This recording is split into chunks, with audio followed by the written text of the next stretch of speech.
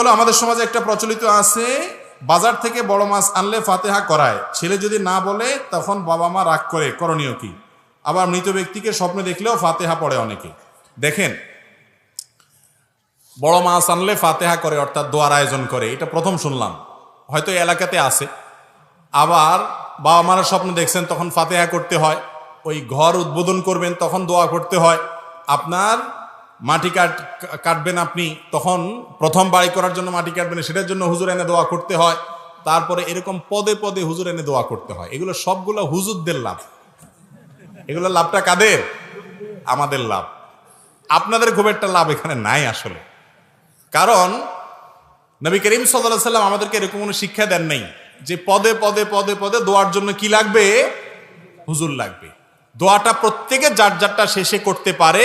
হুজুরের কাছে দোয়া চাওয়াতে দোষে কিছু না। হুজুর আপনি দোয়া করিয়েন, চাচা মুরব্বী মানুষ আপনি দোয়া করেন, এটা চাইতে পারেন, চাওয়াতে দোষের কিছু নাই। কিন্তু হুজুর যদি সিস্টেম করে যে পদে পদে আমাকে দিতে হবে, তাইলে ওই যে থানার পুলিশের মতন একটা হয়ে যায়, ঠিক না?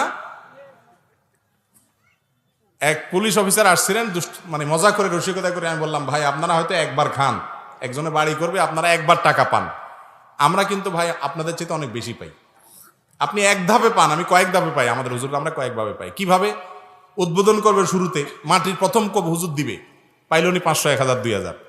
এরপরে আবার যখন ছাদ ঢালাই হবে, আজকে ছাদ ঢালাই বড় একটা কাজ হবে, আবার হুজুর। আবার ছাদ ঢালাই হয়ে গেল, হুজুর হাদিয়া পাইলো, চলে গেল। এরপরে বিল্ডিং হয়ে গেল, এক একটা ফ্ল্যাটে উঠলো, ফ্ল্যাটে উঠার দিন আবার আরেকটা, কয়েকটা ফ্ল্যাটের মালিক কয়েকজন উঠলে আবার আরেকটা। তাহলে কয় দফা হইল? ওই পুলিশ বেচারা তো হয়তো এক দফা পায়ে চলে গেছে, যে অবৈধ নেয় আর কি। আর যারা ভালো মানুষ তো ভালো মানুষ। তো যাই হোক, এরকম প্রত্যেক পদে পদে হুজুর ছাড়া কাজ হবে না, এই সিস্টেম ইসলাম আমাদের জন্য রাখেন নাই। দোয়ার ব্যাপারে হুজুর ছাড়া দোয়া হবে না, এরকম কোনো সিস্টেম নাই। আচ্ছা, হুজুরদের দোয়া করাইছে কোনোদিন দেখছেন আপনারা? হুজুরদের বাড়িতে দোয়া করাইছে? বুঝেন নাই? নামাজ আপনিও পড়েন, হুজুরও পড়ে, রোজা আপনিও রাখেন, হুজুরও রাখে, সব কাজগুলো আপনিও করেন, হুজুরও করে। কিন্তু কিছু কাজ আছে দেখবেন, যেমন মিলাদ আর কি, মিলাদ, এই কাজগুলা দেখবেন হুজুর সবার বাড়িতে করে, কিন্তু হুজুর বাড়িতে কোনোদিন হয় না।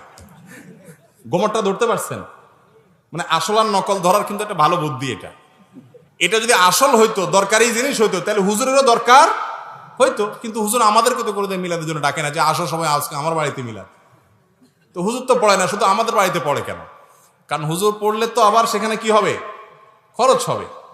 তো ভাইরা আমার, এটা কোনো ইসলামের শেখানো সিস্টেম না। আমরা সবাই